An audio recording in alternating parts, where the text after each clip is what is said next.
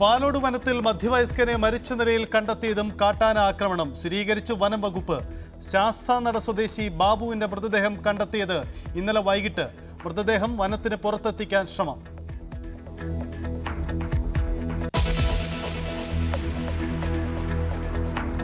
പീഡന ശ്രമം ചെറുക്കാൻ കെട്ടിടത്തിൽ നിന്ന് ചാടിയ യുവതി ന്യൂസ് 18നോട്. മുഖ്യപ്രതി ദേവദാസ് കടം വാങ്ങിയ പണം തിരികെ നൽകാത്തതിനാൽ ഭീഷണിപ്പെടുത്തി. സുഹൃത്തുക്കൾ സന്ദർശിക്കുന്ന CCTV ദൃശ്യം കാട്ടി ബ്ലാക്ക്മെയിൽ ചെയ്തു. വേദന കണ്ട് പുളയുമ്പോഴും ആശുപത്രിയിൽ കൊണ്ടുപോയില്ല. കൈമുട്ടിനുള്ള മുറിവിൽ മാത്രം അവരൊരു പഞ്ഞി എന്തോ ബാൻഡേജ് എന്തോ വെച്ച് തന്നു. പിന്നെ ഒരു ഗ്ലൂക്കോസും കയറ്റി തന്നു. നല്ല ബെഡ് പോലും ഉണ്ടായിരുന്നില്ല. അവിടെ കിടന്നിട്ട് ഇവിടെ നല്ല വേദന പക്ഷേ ഞാൻ പുലർച്ചെ വരെ ഞാൻ കരഞ്ഞുറങ്ങി. അന്ന് ഒന്നും ചെയ്തിട്ടില്ല. പിന്നെയാണ് എൻ്റെ കാല് നോക്കുന്നതും എക്സ്റേ എടുക്കുന്ന CT സ്കാൻ എടുക്കുന്ന. എന്നിട്ട് അവർ പറയുന്ന സീരിയസ് ICUവിൽ കൊണ്ടുപോകണമെന്ന്.